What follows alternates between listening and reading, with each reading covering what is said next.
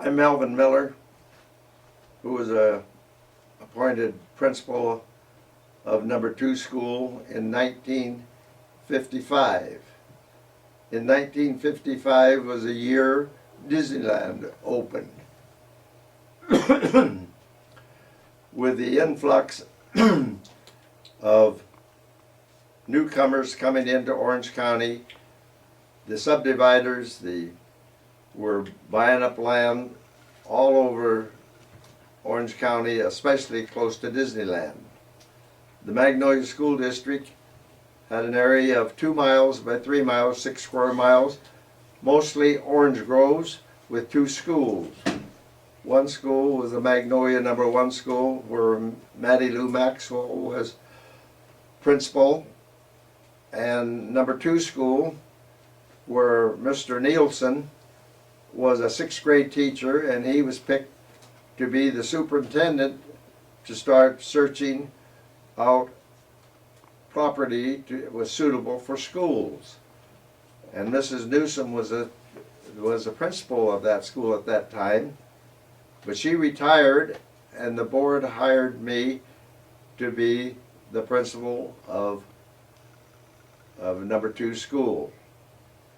So when school was out in 1955, I think there were, and between the 2 schools, there was about 700 students total.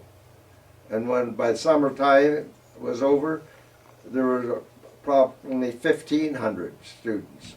So we had to have double session in number 2 school. We had a double session at Stanton Lions Club, where we had 210 children, and Savannah School District, where we had 140 students on double session. And then at this time they decided that they needed to get some new schools, and the closest school to number 2 school was a site at the corner of Gilbert and Cerritos. So the board decided to buy 10 acres. And by the time they counted the houses that were being built around there and the number of children that would come out of each house, we needed 2 schools. So there was 10 acres adjoining the 10 acres the board was looking at. It was available from the same farmers. So the board decided that they would try to petition the state and see if we could have a double school, and the state okayed the request. So a tidbit that goes along with this, the prices of land at that time, the 20 acres was purchased for $35,000 for the total 20 acres. Today, one of those acres would be worth several $1 million. So you can see what has happened. So that is the reason that they had the petition to get 2 schools, and that's the reason that Salk School was a double school.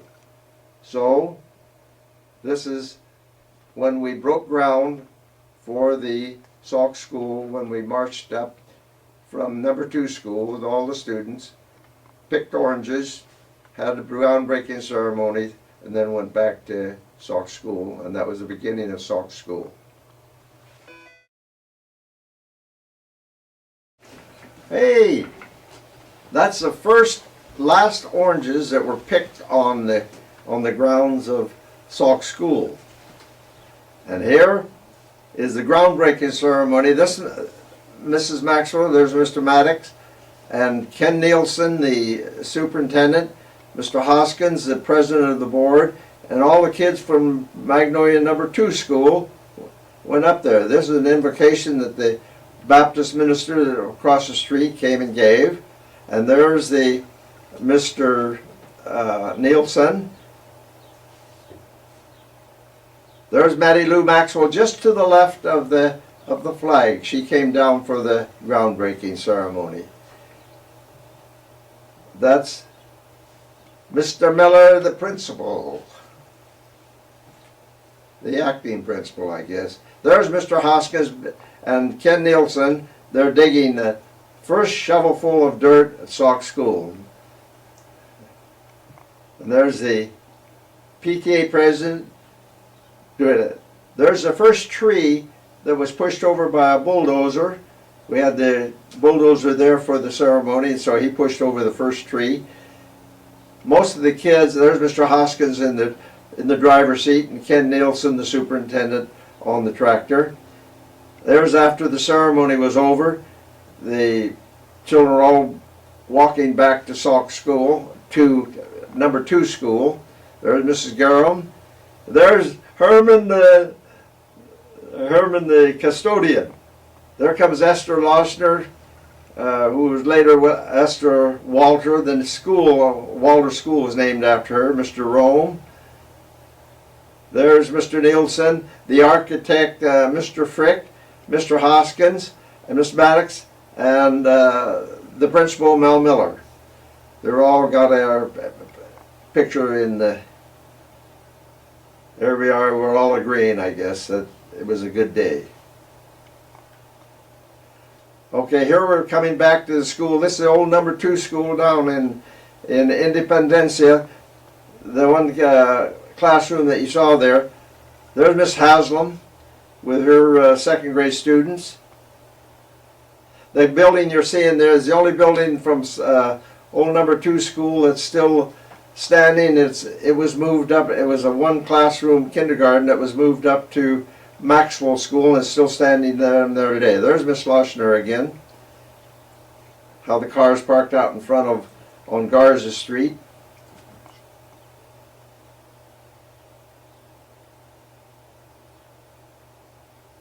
There they pushed off, after they pushed all the trees over, getting ready to clear the site for the Cerritos and Gilbert.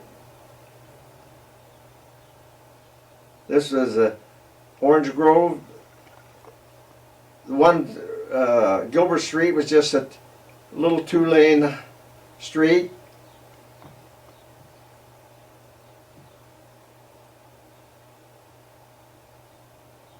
The pump house, the well for irrigating the grove, was right. That's just a glimpse of it there.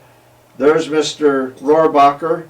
He was the contractor, and he signed a contract for that school for I think it's $980,000, less than $1 million for the whole school. This is the first trenches that were being built. That fellow, he must have been getting paying a time and a half. He was running, doing his work. There's got the forms all set out. They were built beforehand. This is the first concrete that was brought in by Ready Mix. First truckload. It's going along Gilbert Street.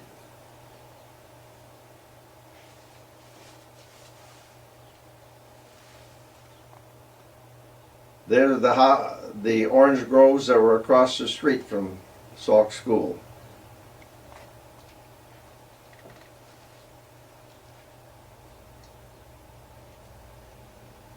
This was the south wings of the Salk School. There's the old pump house. That's still sitting in underground. They built a room underground out in Gilbert Street, and they've never used it before, but they got 2 vent pipes that come up in the sidewalk there that they could actually have a working well at the present time. There the foundations are built, ready to be taken off. There's the underground sewer system, hundreds of yards, pipes going all direction. There's the concrete with the leveling it off, and put on the top plate onto the foundation, and they are able to build from there.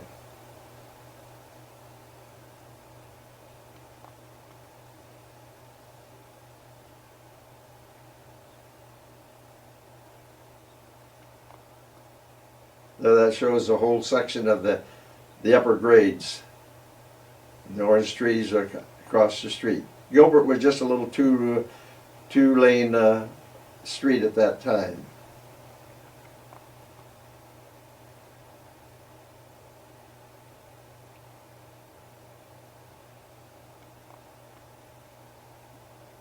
I don't know what the photography was there, and there wasn't much to be seen there. I don't know what I was trying to do at that time. Anyway, that showed that they left some of the orange trees. They only took the orange trees down where the site was being built because the oranges hadn't been picked, and they waited to of interest, the school site at that time, I went with Mr. Nielsen, picked me up, and we went over to this farmer who owned the property before, and we gave him a check for $35,000 for 20 acres of oranges. There's the sewer system under the restrooms with the vent pipes ready to go up through the roof. There we have rock being put inside the building to keep the moisture from coming up from the ground. After they put the piles of gravel in there, then they had to put it inside the foundation, and so they use a clamshell to put it over the edges and spread it out in there. That's the first floor of the concrete being poured there. This is the first upright for the school. That boy, he could really handle that. He must have been getting triple overtime pay. And there's the superstructure being assembled on the ground and tilted up into place.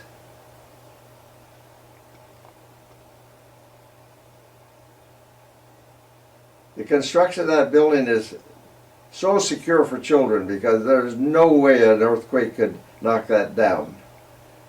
The steel that went overhead both ways, it was impossible, I think, for an earthquake to even do any damage at all to the school. There's the carpenter with his skill saw and the many plans that they had. There's the clamshell that put the gravel inside where it could be leveled out. I had a hard time keeping the camera on there. It was like a moving target. But the clamshell man, he knew exactly where he was going to put each one of those clamfuls of gravel. They're going to put up now the first concrete, or the first steel beams that go the full length of each one of the classroom sections, and a cross beam of concrete crossways.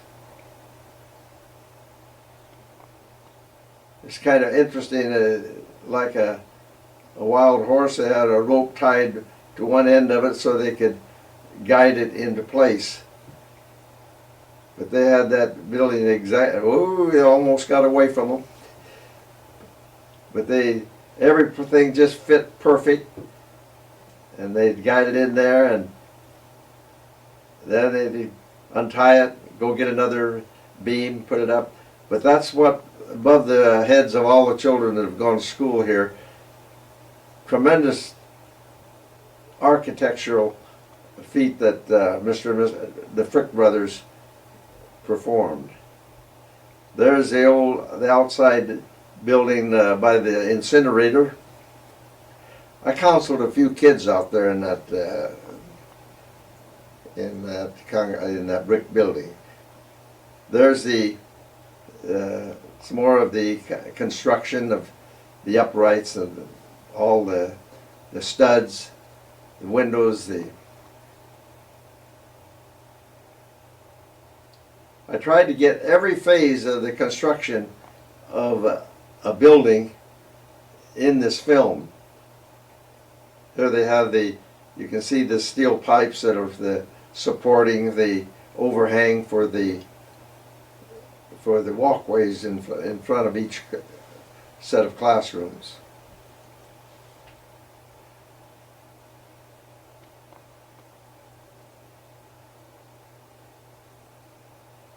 The roof is on. They're all ready to put the sheeting is on, and now they're getting ready to put the tar paper on. Of interest, this was the first time that the union permitted a roller to be used in painting on a government project. Here's a bricklayer, and he was good. He could just take the excess mortar off, put it at the end of the next brick. Hod carrier kept him. This is the heating system in the kindergarten wing. That was hot air, those pipes. It was pumped in there and for the children when they were sitting on the floor.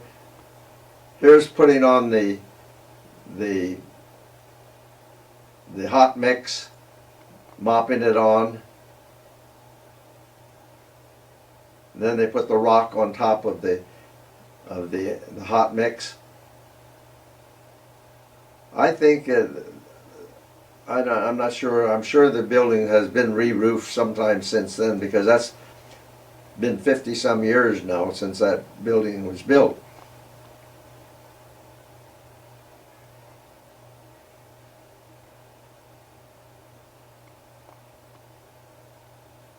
That was a 1948 Plymouth.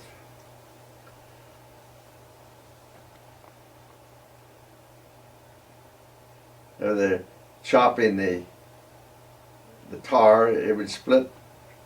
Then they throw it in the tank and heat it, push it up for the person to carry up there, and then they mop it on the roof. Here's the guy. Well, he's going to have a hard time keeping that. He should have another man helping him there.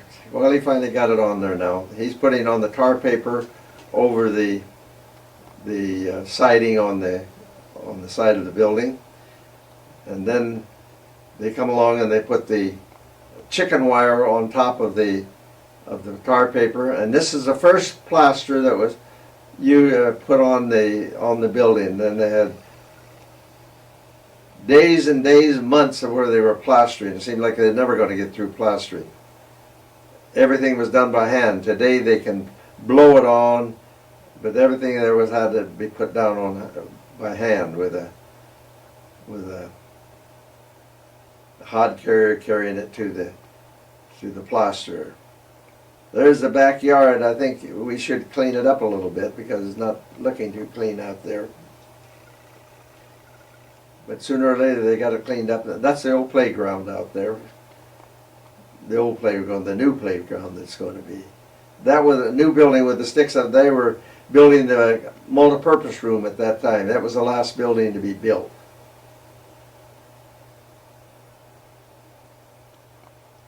Now they had it all plastered, and then they painted on the outside. They painted the plaster. There's the black brick building, and there's the auditorium. I think that somebody got some kids riding their bicycle from the far end of the building all the way over the overpad, the covered passageways, all the way from the south end of the school to the north end of the school without stopping.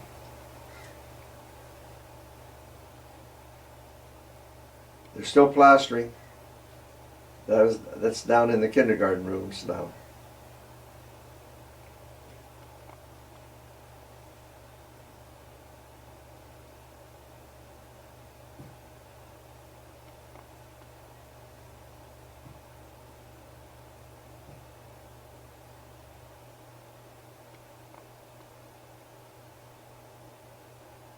now they're pouring concrete in the walkways in front of the buildings, screeding it off.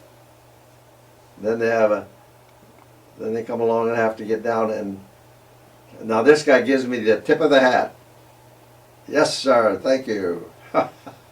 Everything was done with hand tools, with your knee boards, and now the spray that they put on there kind of sealed the concrete so it wouldn't dry out too fast. There's by the multipurpose room. That was a little bit behind the construction of the rest of the school.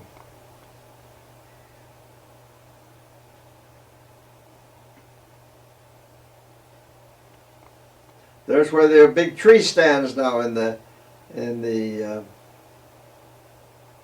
patio there. Still laying brick.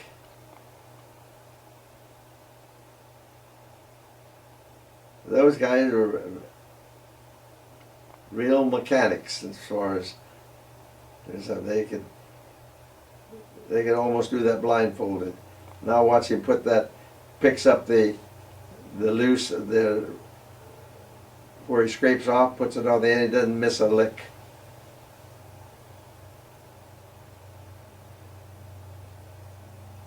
There's where the building that is under the street at the present time. Here's the painter where they're using the roller.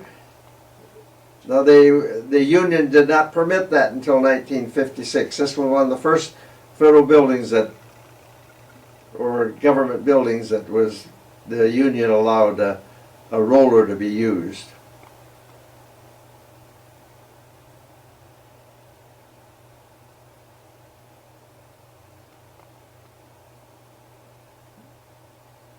That's the end of the down room, classroom number 40.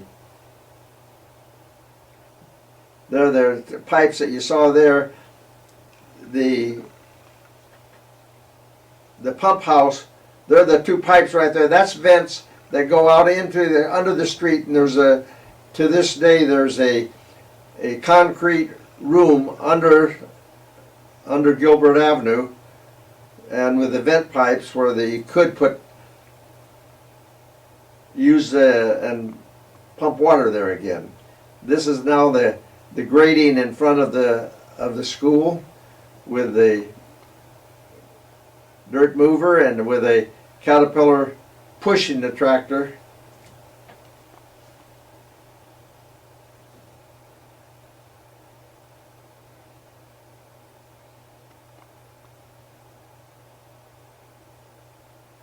It didn't take them long to level it out and get the blacktop there, and it started to look like a finished product.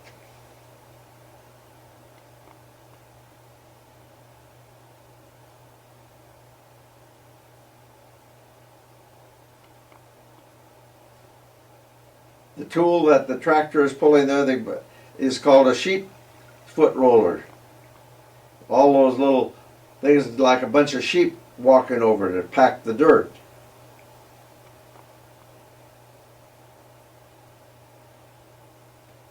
All right, this is the first blacktop that was poured for the playground in the back of the school. The truck is dumping his load of blacktop into what is called a barber green, and that machine levels out, and the one man on each side there with a crank gauges the thickness of the blacktop. It's amazing how accurate they can be with that blacktop.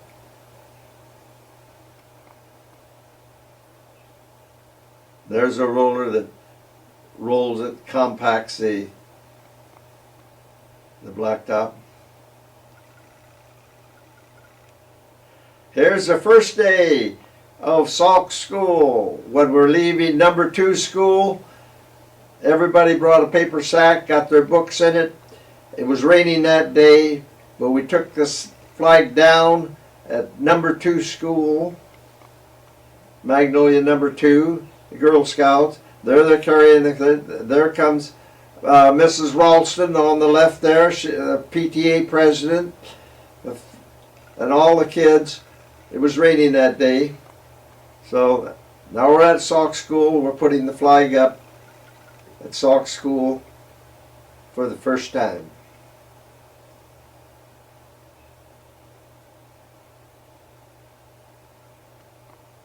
That was an exciting day. There's Mr. Rome.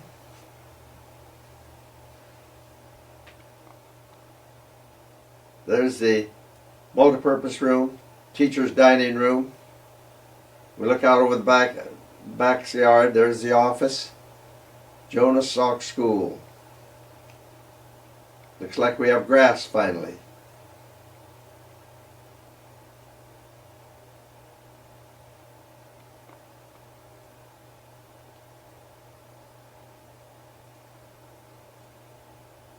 No trees you can see. There's the playground in the back. No trees. All that was dirt out behind. And no trees at all on the site. Well, Foursquare. I don't know if they still play Foursquare. The kids love to play Foursquare. I love to play with them. And I don't think I have a picture of the merry-go-round. And I spent many a time pushing hundreds of kids on that merry-go-round. When I'd start to turn it, they'd all come running and get on. I think it would have, sometimes there was 100 kids on it, it seemed like it. There's the first day with it. The whole school, when it came, some of the children came from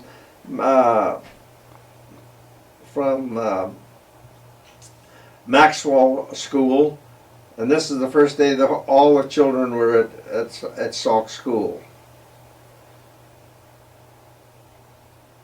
We had a flag raising ceremony out there for the first day. There's Mrs. Romaine, kindergarten teacher, with the V on the back of her coat. There goes the flag up for the first time. And then all the boys and girls going back to their classrooms.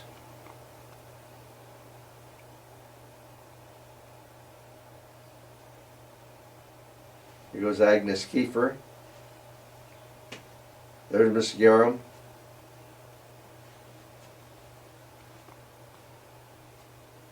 There was Esther Lashner with her class in front of the